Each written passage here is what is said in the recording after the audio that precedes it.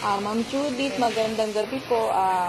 Ako po si Aina sa DSWD Central Office. Pinadala po ko dito ni Secretary Judith Tagiwano para po i-assist si Ms. Mocha Uson. Siya po kasi ang tumutulong sa atin na i-promote yung mga programang ng DSWD. Ang tawag nga po namin sa kanya ngayon ay ang DSWD May Malasakit Ambassadress. Hindi pa po siya formal na titulo pero sinisikat na po natin. Saka si Ms. Mocha po ay talagang aktibo na po tumutulong.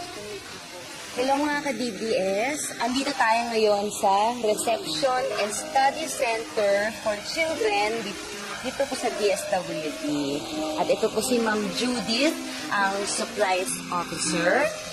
And she will give us a tour dito po sa center. Andito naman po tayo sa hallway.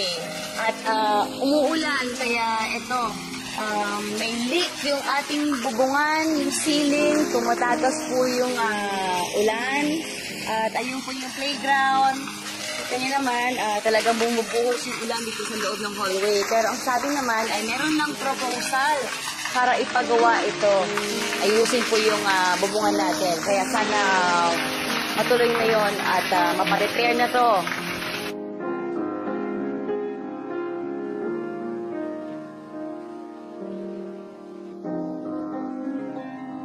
Kaya pink, blue, and green. Yes, ma'am.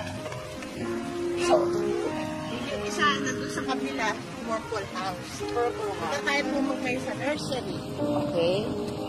Kaya mga ka-DBS, andito tayo ngayon sa nursery. So, Ma'am Judith, ilan po ba ang mga babies na nandito ngayon? 31 babies po ang nandito ngayon sa nursery. I-describe po sa inyo kung ano yung nakikita natin ngayon. Ito po, nasa nursery tayo at ito, merong mga ilang cribs ito. 1, 2, 3, 4, 5, 6. Para may 15 cribs. At ayan yung mga babies natin. At ano po ba ang story ng mga babies na ito? Karamihan po, abandoned, surrendered, foundling, neglected. Yan po ang aming mga kinikater, ma'am. Ate, anong pangalan nila? Soraini po. Soraini, ayan. So, ate, ano pong ginagawa niyo dito? House parent po ako rito. Tapos ako po yung nagpapakain po ako ng bata. Talaga? So, ilang years na po kayo dito? Bali na ako. Bali, nasa 15 years na ako sa DS, kaya lang, iba-ibang institusyon. Kasi pinibili namin yung mahal, 1,000 na isang Ito po yung pinakakailangan po ng mga babies natin. Ito, non-HW3. Opo, tsaka HW. lahat naman po kailangan natin. Ito yung pang may mga allergy. Yan po yung Sige po, nawagan po tayo. Ito po yung digestion. Hindi po kayo mag-donate na ganyan. Para po sa mga papayatot na Nourish po. Opo. Ilalagyan po namin yan. Digestion. 1 to 3 years. Opo.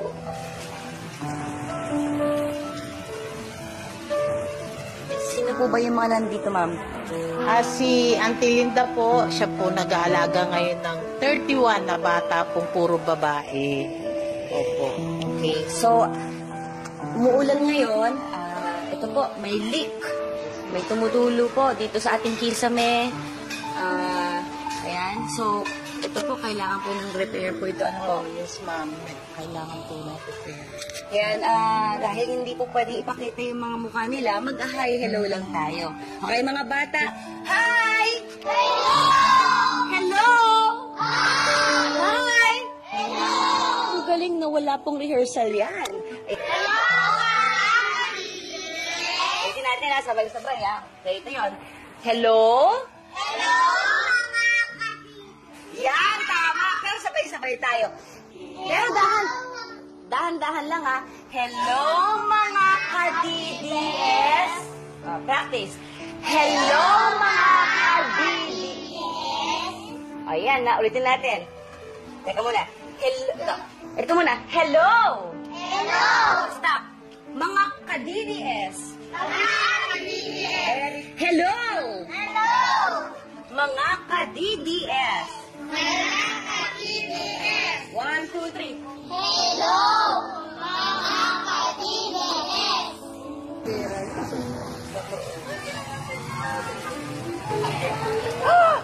Auntie Jo. Auntie Jo, siya ang tagapamahala dito sa Blue House. Ano po ang meron dito sa Blue House, Auntie Jo? Ang Blue House, ang mga bata dito puro lalaki. Tapos, 4 to 11 years old ang hinahawakan dito sa Blue House na bata. Ilan naman po sila?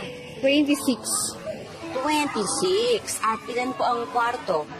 2. Anong pangalan mo? Knock-knock. Ano? Knock-knock. Knock-knock? Knock-knock? Ulitin natin. Anong pangalan mo?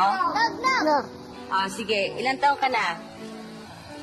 3 years old. Okay. Nakalimutan ko itanong, Auntie Jo. Saan po galing ito mga batang to? Yung iba, yung yung tawag na founding, yung mga napupulot, dinadala dito ng mga concerned citizen. Yung iba naman, mga abandon, yung mga wala ng magulang. Yung iba naman, yung dependent.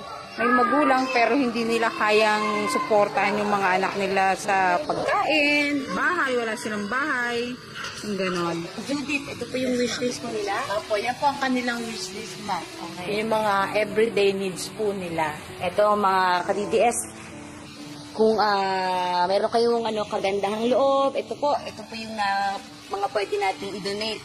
So, ano pong kailangan nilang gawin?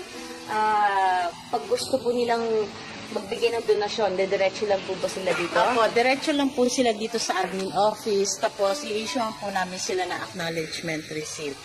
Official receipt po ng mga nare-receive namin mga donations, ma'am. Gusto ko lamang po ipaliwanag bakit ba natin ginagawa ito, bakit kailangan natin mag-volunteer. Kasi mga ka-DDS, ang ating Pangulo,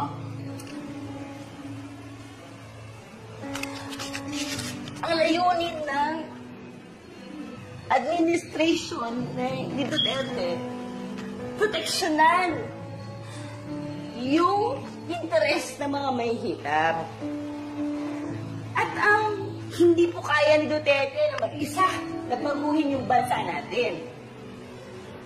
Ngayon, maganda yung nakakalapit tayo sa mga iba't ibang departamento ng gobyerno. Naiabot natin yung mga hinaing natin, mga reklamo natin. Pero, dapat sa bawat reklamo natin, may ginagawa tayong positibo. Magreklamo tayo, iparating natin yung pangailangan natin sa gobyerno, pero umaksyon din tayo, mag-contribute po tayo. Dahil po, si Pangulong Duterte, ang dami pong problema, buong bansa, pasan niya.